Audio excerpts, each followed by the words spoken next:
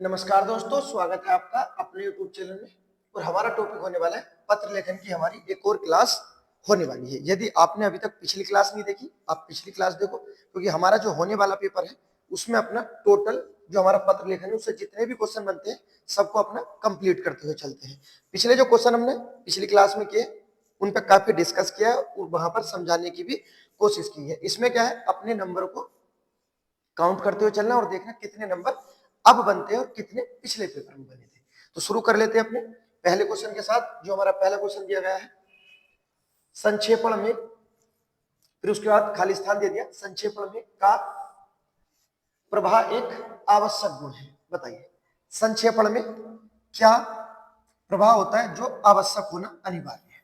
संक्षेपण जब किसी हम बड़े पत्र को छोटा करके लिख देते हैं, किसी बड़े पत्र को छोटा करके लिख देते हैं, छोटा भी कितना, एक तिहाई, उसे क्या कहते हैं हम, एक तिहाई को संक्षेपण। क्या कहते हैं, संक्षेपण कहते हैं। ठीक है, उसके बाद बोला क्या है कि संक्षेपण में या संक्षेपण में किस चीज का प्रभाव होना आवश्यक है। ठीक है, ये हमसे क्वेश्चन पूछा है, तो याद रखना जब हम छोटा करते हैं किसी भी बड़ी चीज को तो उसमें भाव का होना आवश्यक है और दूसरा शुद्ध भाषा का होना आवश्यक है। ऑप्शन नंबर डी हमारा आंसर हो जाएगा। ठीक है, इससे पहले भी हम संक्षेपण के बारे में चर्चा कर चुके हैं, इससे पिछले भी जो कुछ क्वेश्चन किए और इसमें भी। अगला देखते हैं नेक्स्ट, अगला क्वेश्चन जो हमारा दिया गया है नेक्स्ट। अब बात कर लेते हैं दूसरा जो हमारा क्वेश्चन दिया है, क्या बोला गया है, पल्लवन में विषय का क्या किया जाता है। बताइए जो पल्लवन होता है, पल्लवन का जो अर्थ होता है हमारा, मान लेते हैं कोई छोटी सी चीज है, एक मुहावरा है, ठीक है, एक छोटे से शब्द में लिख दिया गया है, अब उसे विस्तार पूर्वक बताना है। तो किसी छोटी चीज को विस्तार पूर्वक लिखना, जिस तरह से हमारे जब हम पेपर देते थे, सही है, जो 10+2 में पेपर होते थे, क्वेश्चन आ जाता था लिखने के लिए, किसी भी आधार पर आ सकता है, महिला सशक्तिकरण पर आ जाएगा कि महिला सशक्तिकरण के बारे में इतने शब्दों में लिखो, तो क्वेश्चन तो सिर्फ इतना है, महिला सशक्तिकरण के बारे में 200 शब्दों में लिखो। जबकि क्वेश्चन तो एक लाइन का है, लेकिन हम लिखेंगे कितने में, 200 शब्दों में। तो किसी छोटी चीज को बढ़ा चढ़ा कर विस्तार पूर्वक लिखना, वही क्या कहलाता है, हमारा पल्लवन कहलाता है। ऑप्शन नंबर सी हमारा आंसर है। सही है, पल्लवन का क्या अर्थ होता है, किसी चीज को विस्तार पूर्वक लिखना या समझाना। उसके बाद नेक्स्ट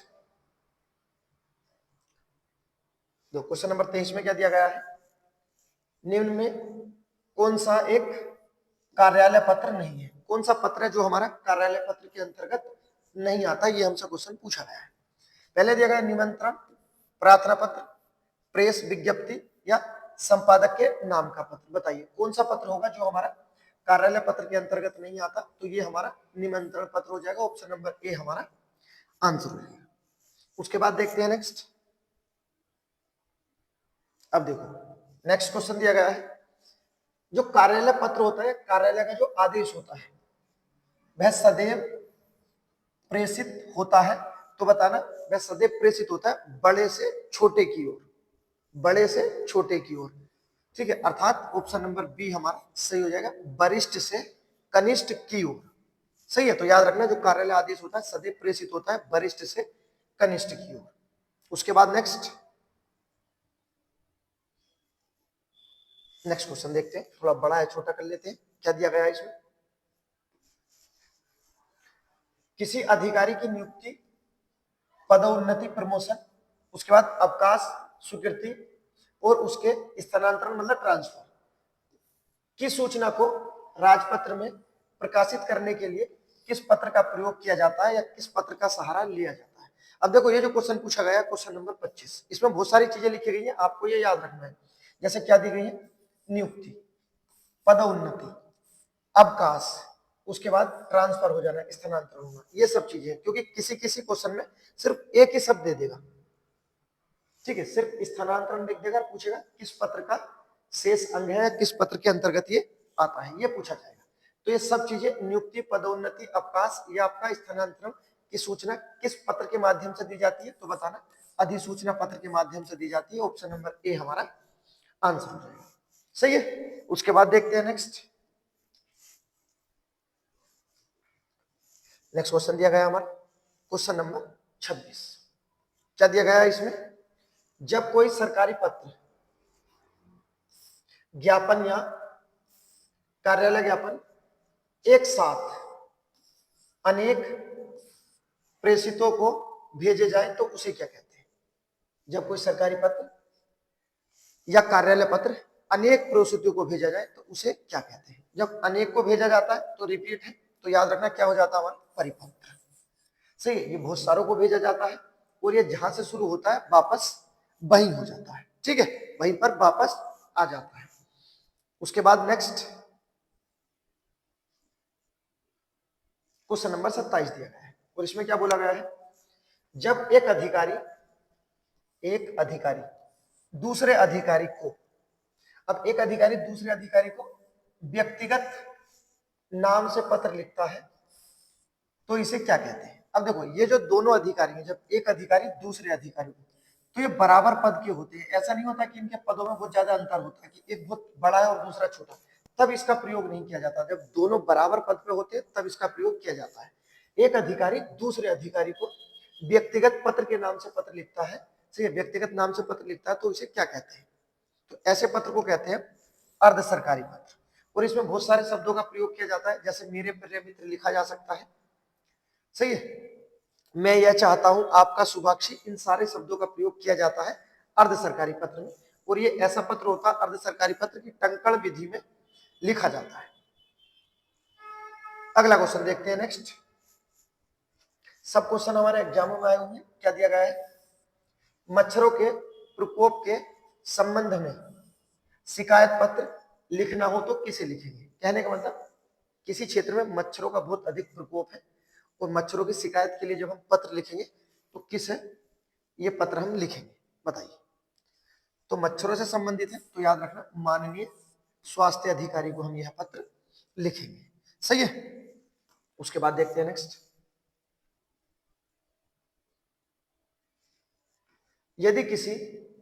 यदि सभी राज्य सरकारों को एक ही पत्र, सभी राज्य सरकारों को एक ही पत्र भेजा गया हो, उसे क्या कहते हैं?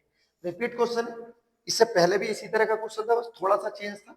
किसके बारे में बात हो रही थी? परिपत्र। और ये भी क्या हो जाएगा? परिपत्र होता है। सही है, जब बहुत सारी सरकारों को एक साथ पत्र भेजा जाता है, कौन सा पत्र होता है? परिपत्र होता है। उसके बाद नेक्स्ट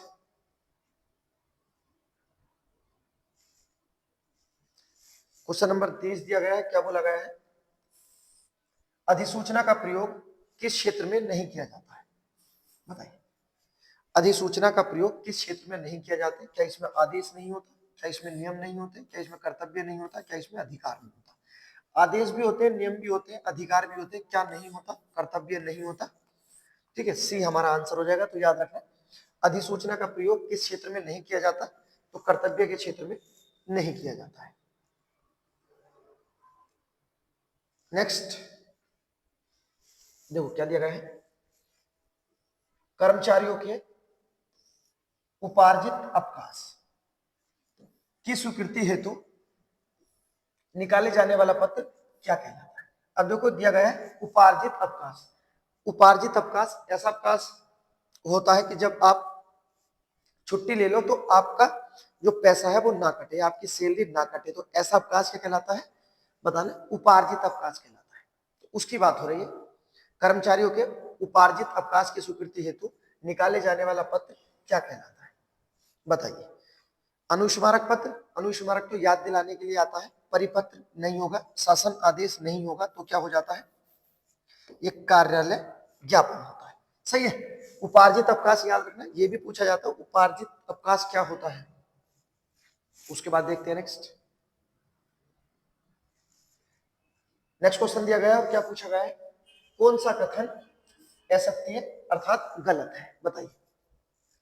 कौन सा कथन है हमारा जो असत्य दिया गया है? पहले देखते हैं। अर्धशासकीय कहने का मतलब अर्ध सरकारी पत्र के बारे में बात हो रही है कि अर्ध सरकारी पत्र जो होता है मित्रता पूर्ण भाषा में लिखा जाता है। बिल्कुल सही बात है। ठीक है, मित्रता पूर्वक ही लिखा जाता है। इसमें मेरे प्रिय मित्र जैसे शब्दों का प्रयोग किया जा सकता है। उसके बाद नेक्स्ट अगले उसमें दे दिया, देखो संबोधन के लिए इसमें प्रिय शब्द का प्रयोग किया जा सकता है, तो ये भी सही हो जाएगा। लेकिन हमें तो गलत निकालना है। आगे लिखा है स्वनिर्देश के लिए आपका सद्भावी का प्रयोग किया जा सकता है, लिखा जा सकता है, बिल्कुल से लिखा जा सकता है। तो ऑप्शन नंबर डी अपने आप सही हो जाएगा, क्योंकि तीनों तो सही है। क्या दिया गया है?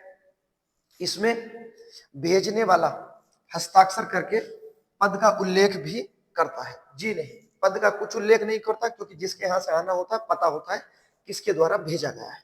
सही है। तो ये जो सारी जानकारी थी अर्ध सरकारी पत्र के बारे में थी, आपको याद रखना कौन सा हमारा गलत निकला, ऑप्शन नंबर डी हमारा गलत निकला है। नेक्स्ट क्वेश्चन नंबर 33 क्या दिया गया है? सभी राज्य सरकारों को भेजे जाने वाला पत्र सरकारी पत्र कहलाता है। रिपीट क्वेश्चन है, सही है। क्या कहलाता है हमारा? ये परिपत्र होता है। ऑप्शन नंबर ए हमारा आंसर हो जाएगा। अब ये परिपत्र से बनने वाले क्वेश्चन तो आप कंप्लीट कर लोगे। जितने एग्जाम आए आप ये देख सकते हो इस तरह से कितने प्रकार से क्वेश्चन पूछे गए एक ही क्वेश्चन से। बस यही मैं बताता हूँ, आप एक बार अगर व्यवस्था से पढ़ लोगे तो सब चीजें रिपीट ही होनी है दुनिया में। जो जीएस बनना था वो सब बन चुका है। करंट अफेयर के अलावा कुछ ऐसा नहीं है जो हमेशा अपडेट होगा। करंट अफेयर ये वो जो अपडेट होता है। बाकी हिस्ट्री जितनी थी बन गई, पॉलिटी जो थी पूरी कंप्लीट हो गई, इकोनॉमिक्स सब हो गई। इकोनॉमिक्स में कुछ आंकड़े आ जाते हैं बस, या अपना बजट लगा लो, यही चीजें आती हैं। सही है। जो भी चीजें हैं सब अपना उसी आधार पर है। ज्योग्राफी जो पहले थी वही सेम रहेगी, कुछ नहीं बदलेगा। पत्र लेखन जो बनना था सब बन गया। तो मैं बताता हूँ एक बार बस व्यवस्था से पढ़ने की जरूरत है, एक बार पढ़ लो काम खत्म। क्या दिया गया है क्वेश्चन नंबर 34 में? पत्र के संबंध में निम्नलिखित में से किसको अभिवादन कहते हैं? बताइए, अभिवादन किसे कहा जाता है? पहले दिया गया शुभाक्षी, शुभाशीष, उसके बाद आपका स्नेहकाक्षी, प्रिय, पुत्र या पिता पुत्र। बताइए किसे बोला जाता है आपका अभिवादन? देखो पुत्र नहीं होता, ये नहीं होना, ये भी नहीं हो, बिल्कुल अलग अलग थे। क्या हो जाएगा? शुभाशीष हो जाएगा। ऑप्शन नंबर ए हमारा आंसर हो जाएगा। नेक्स्ट अगला क्वेश्चन आया हमारा, और क्या पूछा गया है? शासकीय पत्र के संदर्भ में कौन सा कथन गलत है? बताइए शासकीय पत्र के संबंध में कौन सा कथन है हमारा जो गलत दिया गया है? बात कर लेते हैं। पहला ऑप्शन नंबर ए में जो दिया गया है, पत्र संख्या के ऊपर तिथि लिखी जाती है, गलत कर देना। यहाँ पत्र संख्या होता है वो तिथि नहीं लिखी जाती। ऑप्शन नंबर ए ही हमारा क्या है आंसर बन जाएगा, यही गलत है। बाकी अन्य बिल्कुल सही दिए गए। संबोधन महोदय बाईं ओर लिखा जाता है, याद रखना क्वेश्चन पूछे जा सकते हैं। उसके बाद पत्र के सबसे ऊपर पत्र संख्या लिखी जाती है, पत्र के बाईं ओर सेवा में लिखा जाता है। तो डी सही है, सी भी सही है और बी भी सही है। तो गलत क्या था?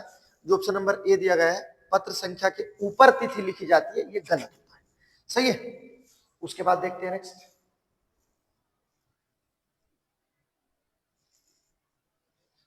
देखिए क्या दिया गया है? बाढ़ पीड़ितों की सहायता के संबंध में पत्र लिखा जाता है। यदि किसी क्षेत्र में बाढ़ आ जाती है तो जब पत्र लिखा जाएगा, किसे पत्र लिखा जाएगा? बताइए लेखाधिकारी महोदय को, जिलाधिकारी महोदय को, कुलपति महोदय को या आचार्य महोदय को? बताइए बाढ़ पीड़ित की सहायता के लिए या उसके संबंध में किसे पत्र लिखा जाएगा? तो बताना ये पत्र लिखा जाता है अपने जिलाधिकारी को। सही है। यदि स्वास्थ्य संबंधी होता तो स्वास्थ्य अधिकारी को हो जाता, लेकिन बाढ़ पीड़ित है किसे लिखा जाएगा? जिलाधिकारी को लिखा जाएगा, याद रखना है। नेक्स्ट क्वेश्चन देखते हैं। क्वेश्चन नंबर 37 दिया गया है, किसी अधिकारी को पत्र लिखना हो तो जब किसी अधिकारी को पत्र लिखते हैं तो संबोधन किया जाता है। बताइए जब किसी अधिकारी को पत्र लिखा जाता है तो संबोधन में क्या लिखा जाता है? पूजनीय या प्रिय मित्र, माननीय महोदय या प्रिय आत्मज? बताइए क्या हमारा आंसर होने वाला है? आसान हो जाएगा, बहुत ही आसान है। माननीय महोदय हमारा आंसर हो जाएगा। उसके बाद नेक्स्ट क्या पूछा गया है? कार्यालय आदेश में, जो कार्यालय आदेश पत्र होता है, कार्यालय आदेश में अधिकारी का हस्ताक्षर किस स्थान पर होता है? सेम उस स्थान पर होता है जिस समय हम एप्लीकेशन लिखते थे, वही हमारा आंसर हो जाएगा। किस स्थान पर होता है तो बताना, नीचे दाईं ओर, नीचे दाईं ओर सिग्नेचर किया जाता है। ऑप्शन नंबर बी हमारा आंसर। उसके बाद नेक्स्ट नेक्स्ट 39 में क्या दिया गया है? स्मरण पत्र का अन्य क्या नाम है? बताइए। जो स्मरण पत्र होता है उसका अन्य नाम क्या है? आवेदन, शिकायत, अनुस्मारक या ज्ञापन पत्र। जो स्मरण पत्र होता है उसका अन्य नाम होता है अनुस्मारक। सही है। और ये एक पत्र जाने के बाद जब उसका जवाब नहीं आता तो तब ये दूसरा पत्र जाता है, और ये पत्र होता है अनुस्मारक या स्मरण पत्र, सबसे छोटा पत्र होता है।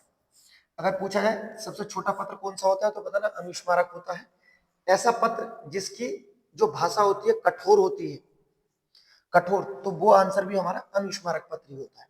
अनुस्मारक पत्र की भाषा कठोर होती है और ये याद दिलाने के लिए दिया जाता है और सबसे छोटा पत्र होता है।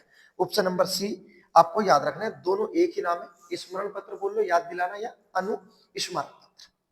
नेक्स्ट अगला क्वेश्चन देखते हैं जो दिया गया हमारा। बताइए क्या दिया गया है? कक्षा 10 के छात्र ने अपना अनुपस्थिति दंड माफ करने के लिए प्रधान अध्यापक को पत्र लिखा है, उसका यह पत्र किस वर्ग में आएगा? बताइए। कक्षा 10 के छात्र ने अपनी अनुपस्थिति दंड माफ कराने के लिए प्रधानाचार्य को पत्र लिखा है, तो वह पत्र किसके अंतर्गत आएगा? पहला दिया गया व्यापारिक पत्र या व्यवसायिक पत्र, आवेदन पत्र या निमंत्रण पत्र। बताइए। देखो निमंत्रण तो नहीं होता, निमंत्रण तो न्योता होता है, व्यापार से भी कुछ लेना देना नहीं है, ना व्यवसाय से लेना देना है। सही है। आप छांट के भी क्वेश्चन को कर सकते हो। सही है। ये सेम वो प्रक्रिया है जैसा आप स्कूल में करते थे। सही है। उसके बाद देखते हैं नेक्स्ट अगला क्वेश्चन। नेक्स्ट क्वेश्चन दिया गया है हमारा, और ये क्वेश्चन 41वां है। क्या पूछा है? जो हमारा व्यक्तिगत पत्र होता है, व्यक्तिगत पत्र की बात हो रही है, के संबंध में असत्य कथन क्या है? बताइए। जो व्यक्तिगत पत्र होता है उसके संबंध में असत्य कथन क्या होगा? इसका आपको कमेंट में आंसर देना है, ये होना है। अगली क्लास हमारी यहीं से शुरू हो जाएगी। यदि आपने पिछली वीडियो नहीं देखी, आप एक बार पिछली वीडियो देखो। अगली वीडियो में 40 क्वेश्चन लाने की कोशिश करेंगे जो अपने कंप्लीट हो जाए एक ही वीडियो में। सही है। अगली वीडियो में पूरा पत्र लेखन कंप्लीट हो जाए। ठीक है। वीडियो पसंद आई तो लाइक करें, सब्सक्राइब करें। उसके बाद मिलते हैं एक और जोरदार वीडियो में। तब तक के लिए गुड बाय।